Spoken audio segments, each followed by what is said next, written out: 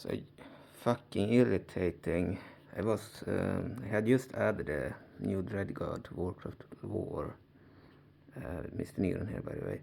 And I had tried some stuff and tried some battles, and I had checked out the campaign.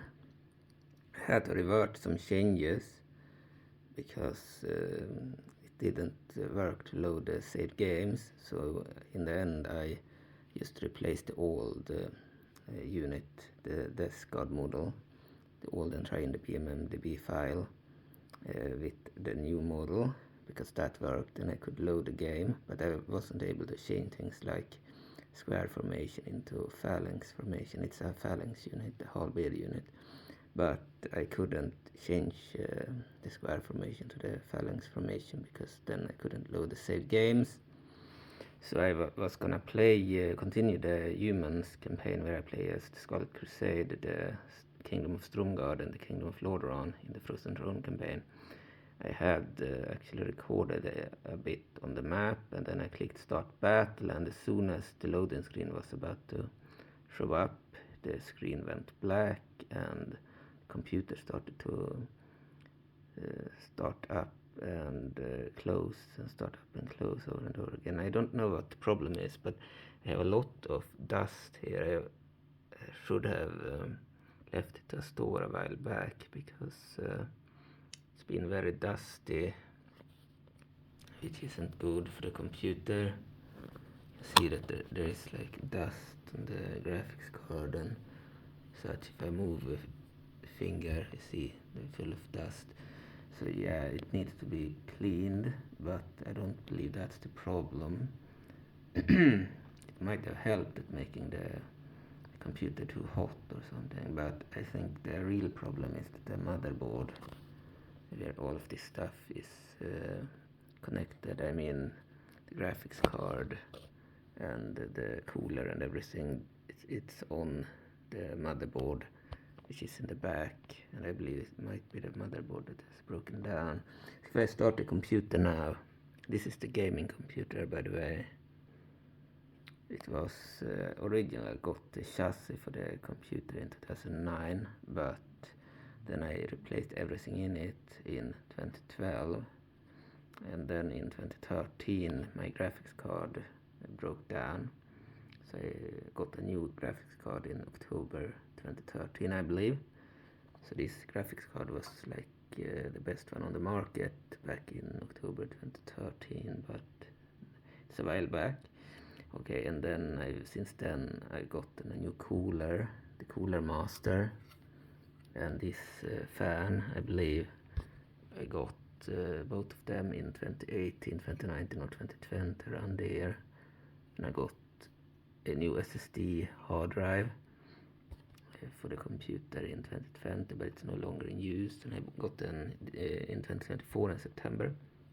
I got one of these SSD hard drives. They are much better quality, 3 terabyte or 4 terabyte. I believe they are either 3 or 4 terabyte, and I have two of them, one that I got in September 2024 and one that I got a month back in March, actually, soon 2 months ago. But anyway, yeah, I've had problems with the computer being dusty on the inside, but I've been too lazy to take it to the store and have someone clean it. I bought stuff so that I could clean it myself and follow a guide on the internet, but didn't dare, because if you do any mistake, the computer might break down. So it's better to let others do it, but the problem is it's quite costly, and I would need I do have the money, but I would need to leave it to store, and I don't have a car, so I would need to bother someone to drive me to the store, which is a bit away, and then I would need to leave the computer into the store, and then it will take at least a week before I get it back. So yeah, I didn't want to I think it takes too long. I didn't do it, but we can see that there are lots of dust here.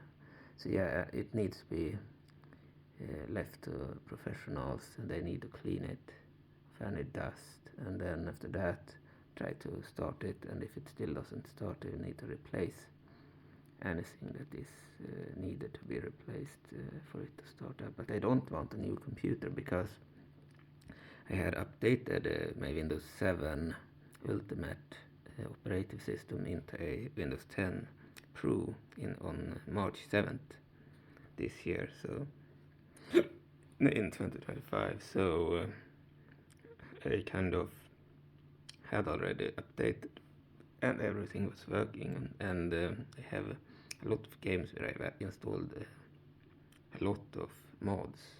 It took forever to download and install, many mods for many different games. Some games have a lot of mods, smaller mods, like Star Wars The Knights of the Old Republic or Titan Quest, for example. I mean Torchlight. There are lots of games that have a million different mods, and I wouldn't want to start all over with downloading the mods and installing them and stuff.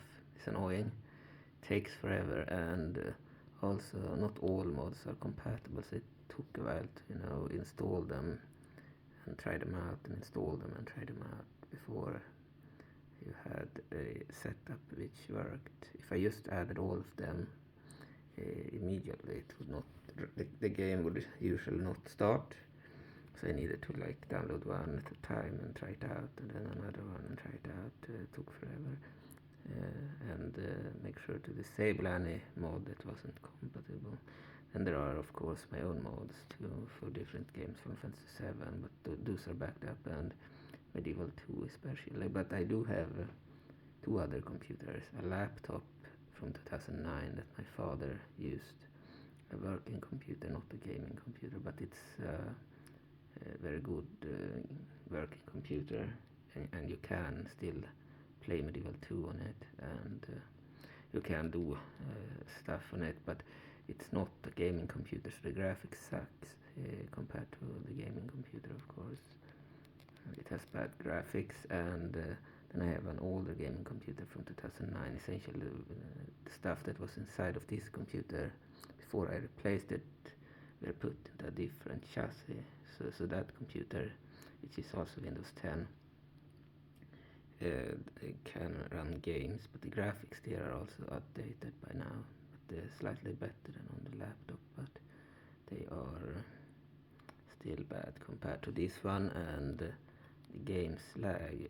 Medieval 2 lags a bit on both of them. Well, it doesn't lag on this one, so I really need this one to be fixed. And the other two, I believe, the laptop can't run Medieval Total War Engine Oral project, so I would need to make a version of Warcraft and Hyrule that doesn't need the tool if I want to play on the laptop with Warcraft Total War or Hyrule Total War Classic Ultimate or 4.7, because they can't be run without the tool. There are units that will crash the game, and yeah, the tool can't be used on the laptop for some reason. It's a Windows 7 laptop, but it doesn't work for some reason. And the other computer can handle the tool, but it's extremely slow on Hyrule at least. I believe this one would be way faster. And yeah, I believe the other one was as fast, but I managed to do something to make it slower, and I don't know how to return it. But now this one won't even start. Let's try to start it. You see that it has the lights on, and the green lights are on, so Bluetooth and other stuff seem to be fine.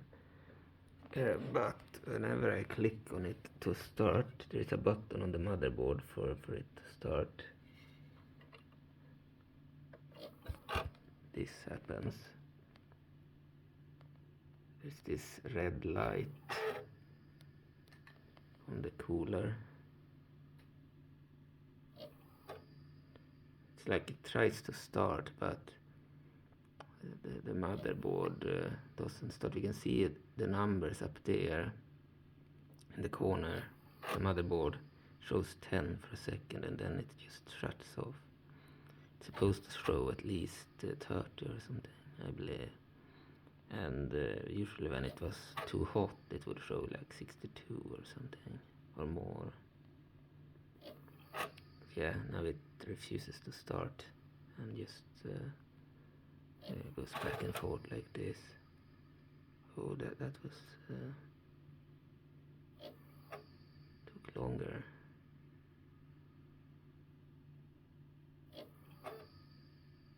No idea why this happens. If the motherboard is broken or if it's too much dust on it, could be anything. So yeah, I will need to leave it to store and have them clean it of any of this dust. And when it's cleaned, hopefully that will solve it. If not, they would need to replace the cooler or fans or whatever needs to be replaced. Maybe even the motherboard.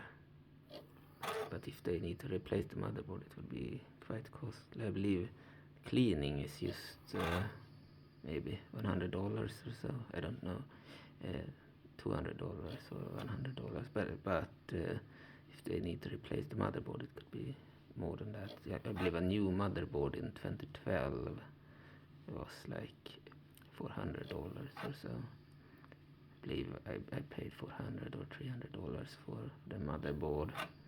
But yeah, and I wouldn't want to replace it with some bad quality motherboard either. I got the good stuff back then and put it together myself following a guide on the computer, but on a different computer. But I don't want to do that anymore. I got help from my father after I had bought everything and put most of the stuff together. I believe that I had problems with one thing. I believe I couldn't put the processor in place.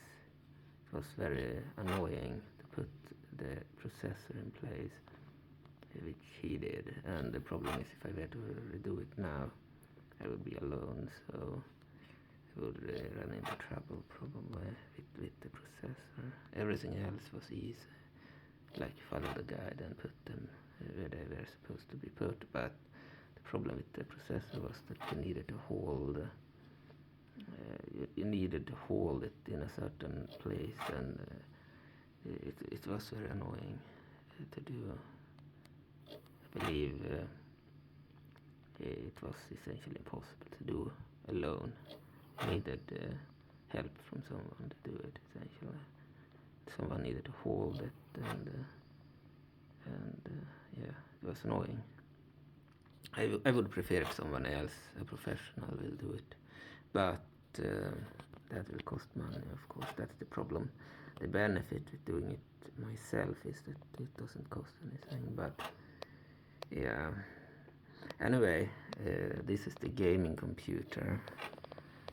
It used to be a Windows 7 Ultimate until March 7th this year, and had been a 7 since I believe forever, since I replaced the stuff in 2013. But it was a Windows 7 already in 2009 when I got the original computer. It is chassis, but anyway, it was essentially a Windows 7 Ultimate from 2013, 2012, but gaming computer with really good stuff in it, so it was still good, but it couldn't run anything from any game that was more recent than 2021, because they didn't work on Windows 7. And then I managed to uninstall the graphics drivers and couldn't even record, so I needed to upgrade to Windows 10, which I did, and then everything worked. I was gonna do a Warcraft Total War video, but it just shut off, and now it won't start. So yeah, it's Saturday now, I believe. Saturday night, and tomorrow, if they are open, I will take this computer to a store and ask them to clean it of any dust and fix anything that is broken. And then it doesn't really matter if I need to pay for a new motherboard or new processor, etc. I will do it. I don't want a new computer because I have too much stuff on this computer. Not only do I have a million programs, a million video players, and a million games, but I have really annoying programs, like for example the Launchbox tool, which runs any emulator essentially, and have set it up to run, for example, PlayStation 2 games with a special configuration that automatically allows any game that was released in Europe or America to be perfectly configured for the emulator, the PCSX2 emulator.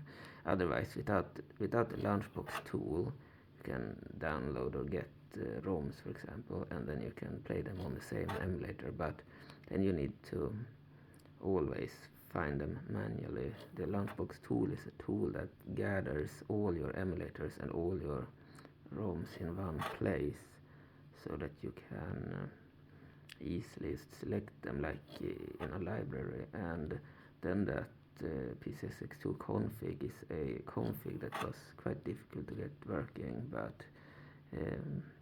that when you have it, you can just you get the game, you place it, you add it to the Launchbox tool, and then you have the config, and you just click PCSX2 config, and then you click create, and then it creates a config for you with the best settings, the best graphics, etc. And all you need to do is config the actual controller yourself once, and then when you restart it, it will already be done.